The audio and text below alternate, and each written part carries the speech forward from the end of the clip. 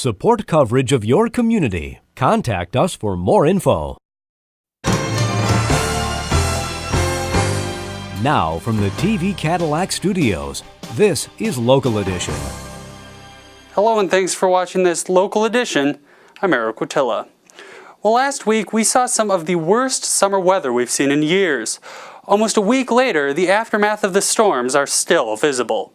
Local Edition's Benjamin Ari has more details. Benjamin? Eric, after severe weather hit our area last week, officials are still working to respond to the storm's effects, and they're urging everybody to be prepared. About 1 o'clock, we started getting calls on people flooding out and things like that. Unfortunately, there's not much we can do until it recedes.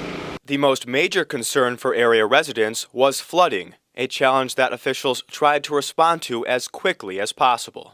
As you know, we encountered a very severe storm last Thursday night.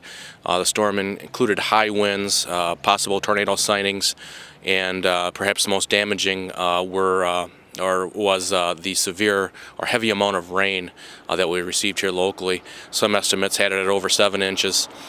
So we did have some flood damage in and around town. We had multiple private homes in and around Lake Cadillac and in Wexford County with flooded basements. The Consumers Power substation on Chestnut Street was flooded, and that threatened a power outage. So that the crews worked diligently to try to dewater that area. Responding to that area of flooding was a major concern. Consumers Power called us this morning.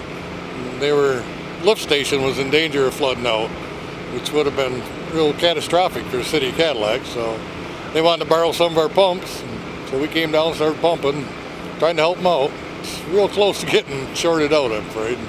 In addition to flood cleanup, city officials are stressing the importance of being prepared.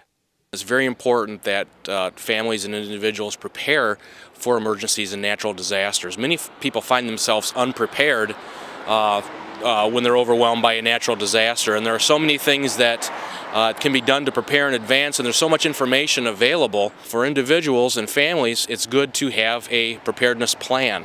One of the most important things to be able to do during a disaster is communicate. You need to have a list of phone numbers, family contacts, and everybody needs to know the family emergency plan so that in the event of emergency, a disaster or an emergency, everyone can communicate.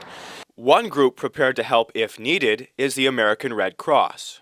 The American Red Cross will provide disaster relief to people who have suffered the effects of a disaster. Though available, that assistance wasn't needed locally. In Wexford County only, apparently there was no houses that were affected to the extent where people couldn't live in them. Now, disaster response information and links are available on our website, local-edition.com. I'm Benjamin Ari. Now back to you, Eric. Well, thanks, Benjamin. Coming up next on Local Edition, work is being done this week as part of preparations for the 2009 Mitchell Street Improvement Project.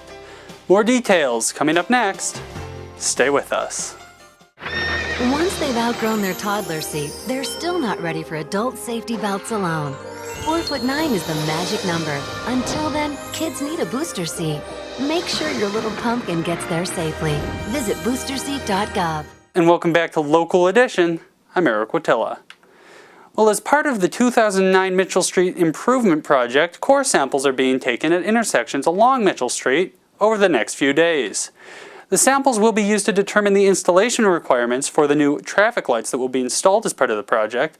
A few parking spaces will be blocked off during the sampling process. The city appreciates the public's cooperation and can be contacted if there are any questions. That does wrap up this Local Edition. I'm Eric Watilla. Thanks for watching.